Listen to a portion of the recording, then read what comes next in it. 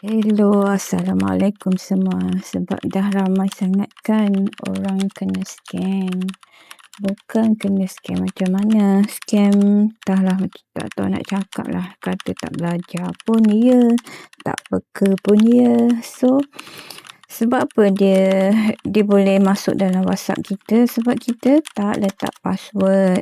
Dia apa-apa hal pun macam email ke apa, kita letaklah password verification kan.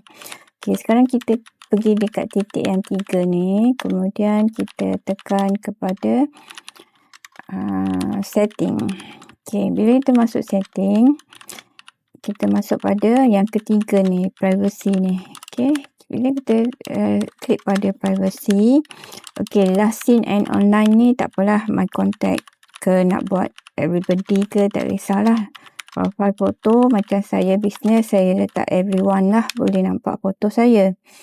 Okay, about pun everyone. Kalau you all nak secret, letaklah nobody. Okay, status, kalau nak letak my contact, letaklah my contact. Ataupun contact tu certain contact sahaja, ataupun nobody. Status shop sendiri dia panggil kan. Okay, kemudian group ni, kita boleh, orang boleh masukkan kita ke dalam group, ataupun siapa-siapa pun tak boleh masukkan kita dalam group. Saya tak klik ni nanti nampak saya punya benda-benda. Okay, yang paling penting dekat sini saya nak tunjuk contact.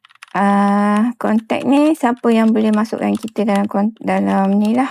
Mana tadi yang saya nak sebut pasal, saya nak cerita berkenaan dengan, Masya Allah, Barakallah. Saya nak cerita pasal kita punya two-step verification. Ni dekat account. Okay, lalut pula dia. Okay, sorry. So, sini account. Kemudian kita pergi dekat two-step verification. So, kita masukkan two-step verification dekat sini lah. Okay, kita masukkan 6 digit number. Okay, bila kita masukkan 6 digit number, kemudian dia akan suruh kita masukkan 2 kali. Okay, confirmkan benda tu. Okay, so bila kita dah ada two-step verification, kemudian kita masukkan email kita. Okay, email kita ni kita masukkan sebab nanti dia akan hantar email kepada kita. Okay, lagi apa lagi? Kemudian passkey ni boleh juga, tapi kadang-kadang dia menyusahkan kita juga.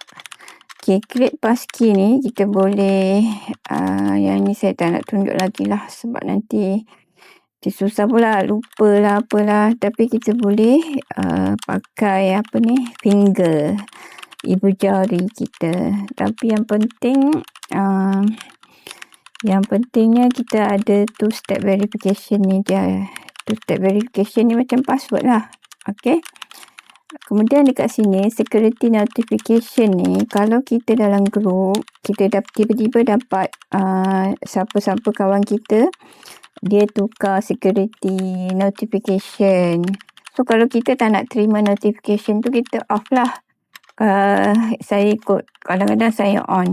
Bila kita on ni, kita tahu di kalangan-kalangan kita yang dia memang dah ada two-step verification. Okay, password lah dia dah letak. Okay, itu saja untuk kali ini. Bye. Assalamualaikum.